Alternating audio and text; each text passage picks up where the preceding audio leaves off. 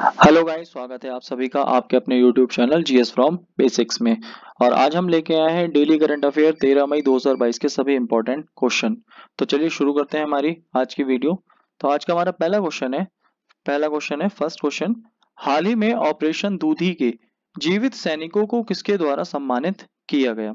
तो पहली बात आती है कि ऑपरेशन दूधी, ये जो संबंधित है ये संबंधित हमारा किससे है? तो ऑपरेशन दूधी जो संबंधित है ये अगर देखा जाए 3 मई 1991 में जम्मू कश्मीर में 3 मई 1991 में जम्मू कश्मीर में आतंकवाद विरोधी एक अभियान चलाया गया था जिसमें 72 आतंकवादी मारे गए थे। और ये जो ऑपरेशन था इसे ऑपरेशन दूधी नाम दे दिया गया था।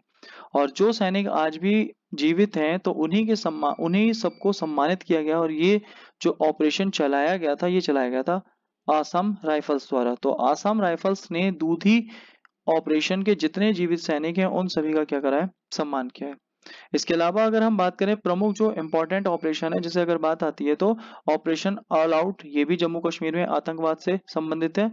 ऑपरेशन मेघदूत की अगर बात करी जाए तो सियाचिन पर विजय के लिए प्रसिद्ध है।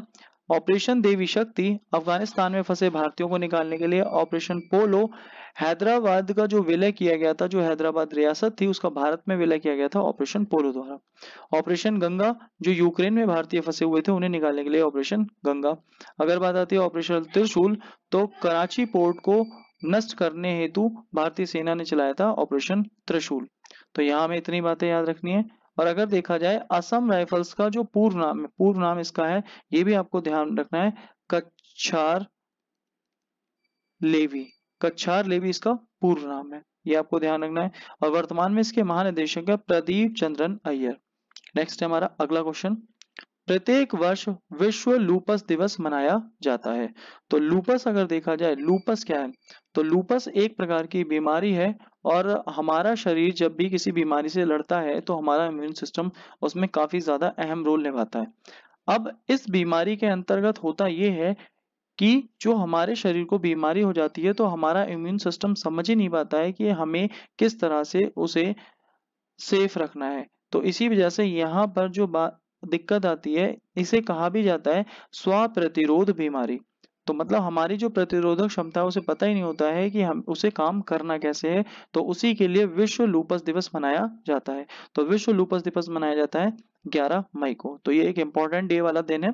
तो इससे पहले अगर देखा जाए हमारा 1 मई इंपॉर्टेंट था, फिर 3 मई इंपॉर्टेंट था, फिर 5 मई इंपॉर्टेंट था। तो आपको सभी इंपॉर्टेंट डे एक जगह नोट करने हैं और उसको दोबारा रिवीजन करना है।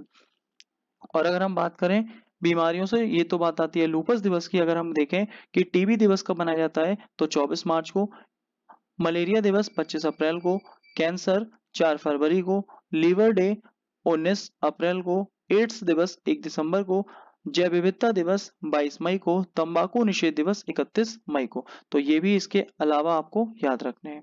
नेक्स्ट है हमारा अगला क्वेश्चन। 12 मई 2022 को किसे मुख्य चुनाव आयुक्त नियुक्त किया गया है? तो मुख्य चुनाव आयुक्त अगर बात आती है चुनाव आयोग की, तो चुनाव आयोग हमारा दिया गया है भाग 15 में। और भाग 15 में जो हमारा आर्टिकल है, आर्टिकल 324 से लेकर 329 आर्टिकल तक हमारे चुनाव आयोग की बात कही गई है। और चुनाव आयोग की जो स्थापना हुई थी वो हुई थी 25 जनवरी 1950 को। 25 जनवरी 1950 को इसकी स्थापना हुई थी।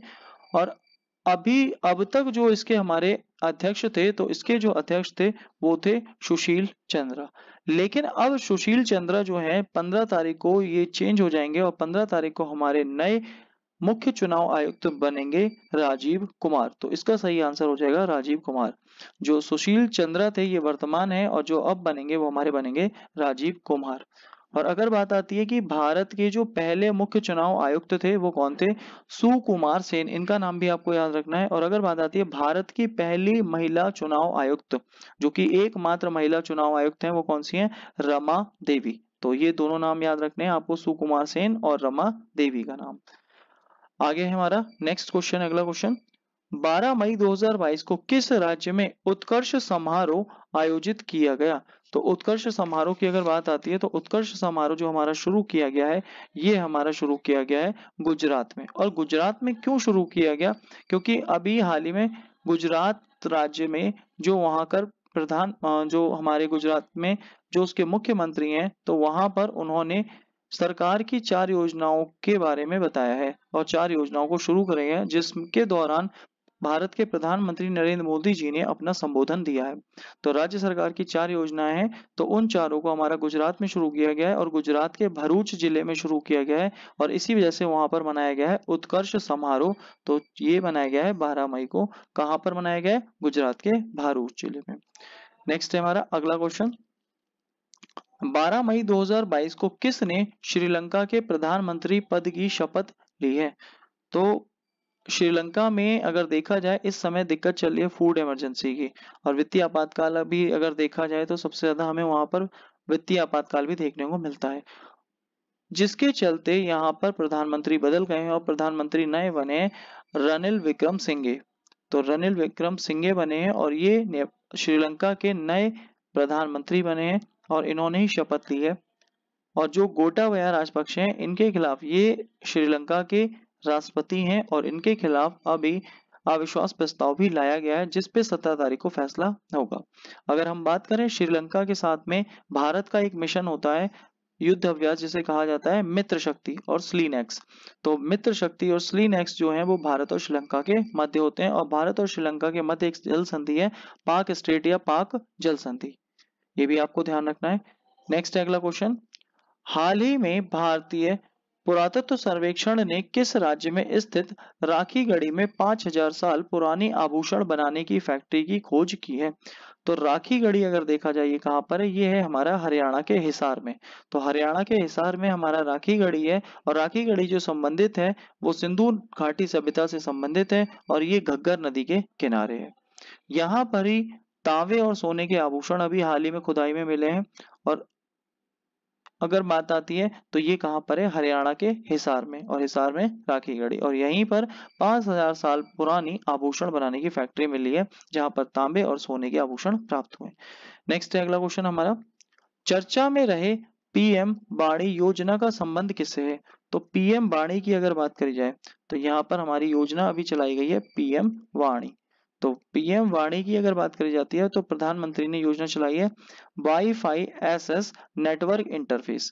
अब वाईफाई से रिलेटेड है तो इसका सही आंसर हो जाएगा ये है वाईफाई से संबंधित। और स्कूली शिक्षा से है तो अभी एक हमारा मिशन चलाया गया था स्कूल चलो अभियान, तो ये हमारा उत्तर प्रदेश के श्रावस्ती से शुरू किया गया था। एमएसएमई की अगर कोई योजना है तो समर्थ और स्वावलंबन जो है वो हमारी एमएसएमई की है, तो ये भी आपको ध्यान रखना है। और अगर बात आती है वाणी योजना किससे संबंधित है? वाईफाई से। और अगर बात आती है भारत के लगभग अब तक हमारे 100 रेलवे स्टेशन रेलटेल कंपनी द्वारा वाईफाई युक्त बनाए गए हैं। तो हमारे जो भारत के 100 रेलवे स्टेशन है वो वाईफाई द्वारा लैस हैं और किस कंपनी ने बनाए हैं? तो वो रेलटेल ने बनाए हैं। नेक्स्ट है हमारा अगला क्वेश्चन, हाल ही में कौन सा देश नाटो के operative cyber defence centre of excellence में शामिल होने वाला पहला एशियाई देश बन गया है?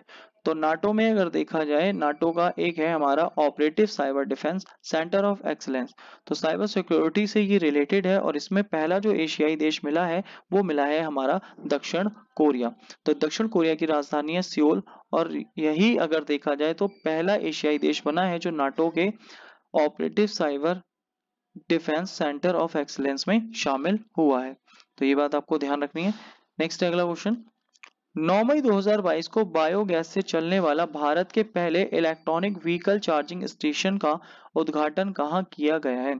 तो इसका जो उद्घाटन किया गया, भारत का पहला है ये इलेक्ट्रॉनिक व्हीकल चार्जिंग स्टेशन, इसका उद्घाटन किया गया है मुंबई में।